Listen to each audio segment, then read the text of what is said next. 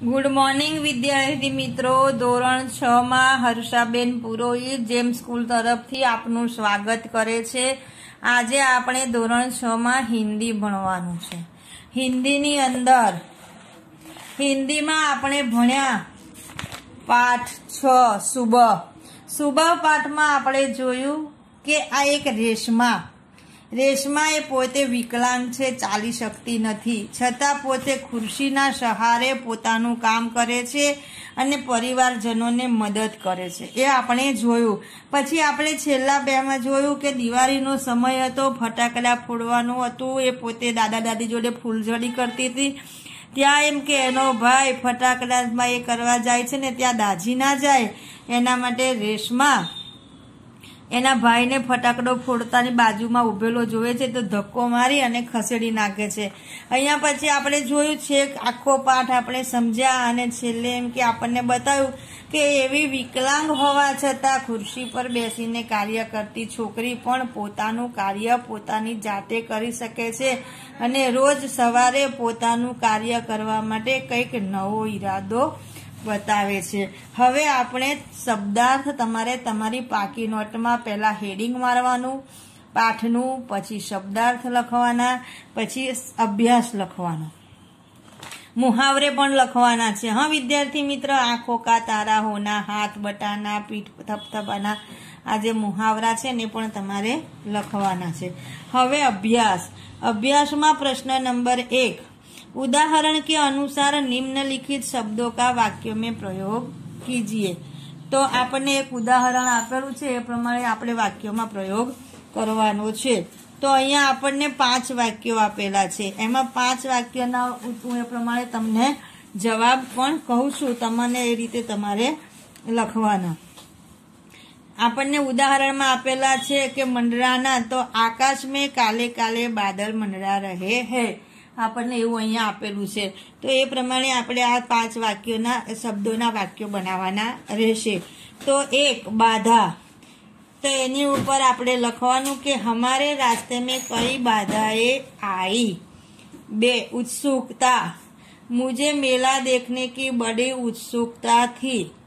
Number 3 दृढ़ता, व्यायाम में शरीर में दृढ़ता आती है। 4 बुजुर्ग,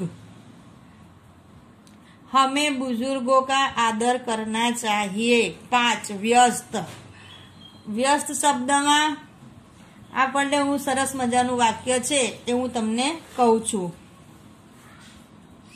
વ્યસ્ત શબ્દમાં લખવાનું કે સુબહ હોતે ही सब अपने अपने काम में व्यस्त हो गए।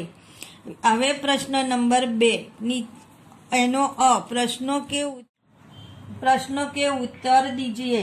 एमा प्रश्न नंबर 1, दादी अपना यह धमाकेदार धक्का, दादी बोले गयो, अहींया शब्द आपेलो छे दीदी आपका यह धमाकेदार धक्का मुझे हमेशा याद रहेगा। गोलू ने रेशमा को ऐसा क्यों कहा? तो एनो जवाब छे, हूँ तमने हवे जवाब कहूं छूं कि दीदी आपका यह धक्का मुझे हमेशा याद रहेगा, गोलू ने ऐसा क्यों कहा? क्योंकि उसे धक्के के कारण वह फटाके से जलने से बच गया, इसलिए गोलू ने ऐसा कहा। नंबर 2, रेशमा की शारीरिक कमी उसके इरादों में कभी बाधा नहीं बनी, भाव समझाइए। तो इसका जवाब है कि पोलियो के कारण रेशमा के दोनों पांव बेजान हो गए थे, लेकिन इस शारीरिक कमी से उसे हिम्मत में कभी नहीं आई थी। वह हर काम पूरे आत्मविश्वास और लगन से कर रही थी। पोलियो से उसके पैर निकम्मे हो गए थे, लेकिन उस प्रकार उसकी कमजोर नहीं हुई थी। हवे यदि आपकी कक्षा में रेशमा की तरह कोई बच्चा दिखाई ले तो आप क्या करेंगे? तो इसका आंसर है पहला, किन किन बातों का ध्यान रखेंगे?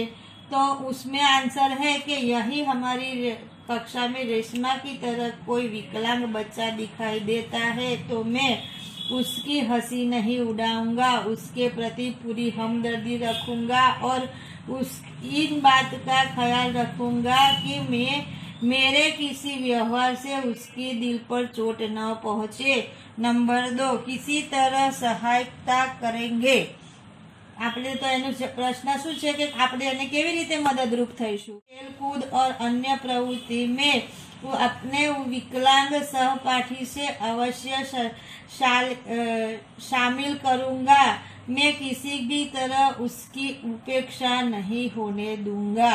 नंबर 3, विद्यालय में क्या परिवर्तन करना चाहिए। मैं आचार्य से निवेदन करूंगा कि वे शाला में ऐसे कार्यक्रमों आयोजित करें कि जिनमें विकलांग विद्यार्थी भी भाग ले सके। नंबर 4, बाकी बच्चों को क्या सलाह देंगे।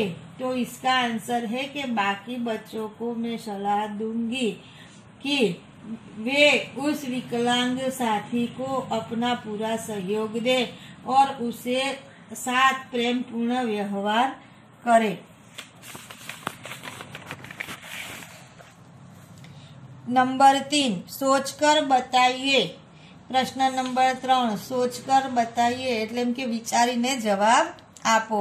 दीपावली पर आपके परिवार में क्या क्या विशेष तैयारी होती है।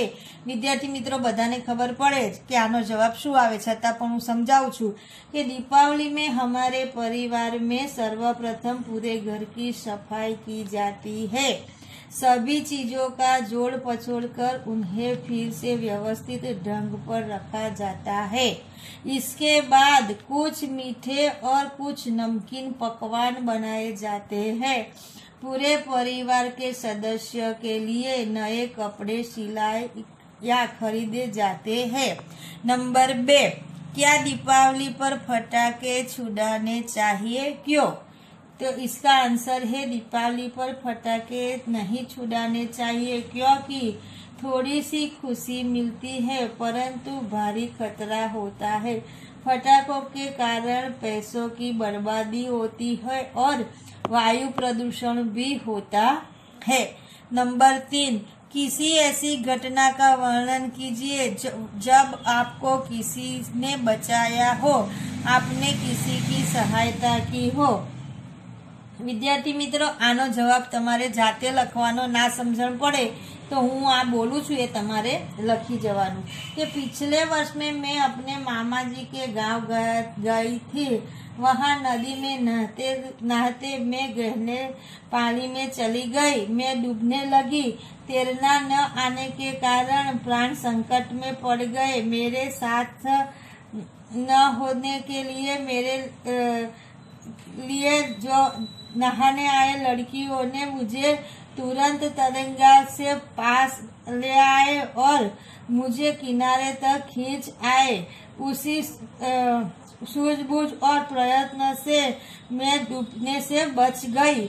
यह घटना मुझे हमेशा याद रहेगी। बराबर विद्यार्थी मित्रों आज आटला सुधी आपणे करीशुं। फरीना विडियो में आपणे आगळनुं भणीशुं।